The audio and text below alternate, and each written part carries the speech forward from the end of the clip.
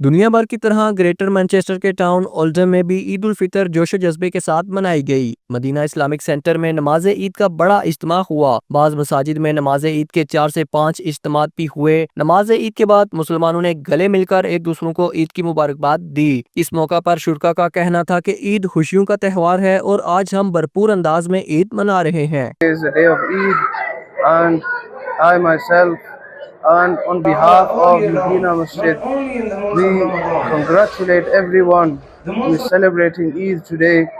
And this day is a day that the Messenger sallallahu alaihi wasallam and Allah subhanahu wa ta'ala, they have granted us the blessings of this day. We ask Allah subhanahu wa ta'ala to forgive all of our sins in the month of Ramadan. बिस्मिल्लाहिर्रहमानिर्रहीम। अल्हम्दुलिल्लाह जामे मस्जिद Medina Islamic centre copies में आज ईद उल फितर के 3 बड़े इज्तिमा मुनक़िद हो चुके और तीसरा अभी मुनक़िद होने जा रहा है। मैं अपनी तरफ से अपनी इंतज़ामिया की तरफ से तमाम अहले इस्लाम को ईद उल फितर की मुबारकबाद पेश करता हूँ और इस मौका पर दुआ करता हूँ अल्लाह करीम अहले इस्लाम पर अपना फज़ल फरमाए। बिलख़ुसूस अहले गज़ा अहले फ़लस्तीन को अल्लाह ताला ज़ुल्म से निजात अता फरमाए और आलम इस्लाम को नेक साले गैरतमंद हुक्मरान अता फरमाए और आलम इस्लाम को इत्तेहाद और इत्तिफ़ाक़ की दौलत अता फरमाए।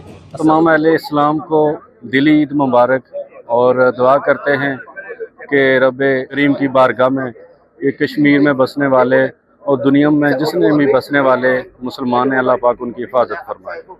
I would like to wish Eid Mubarak from all the Muslims in Oldham to all the Muslims around the world. Please remember those Muslims that are suffering around the world in your prayers. May Allah accept all our fasts and our worship.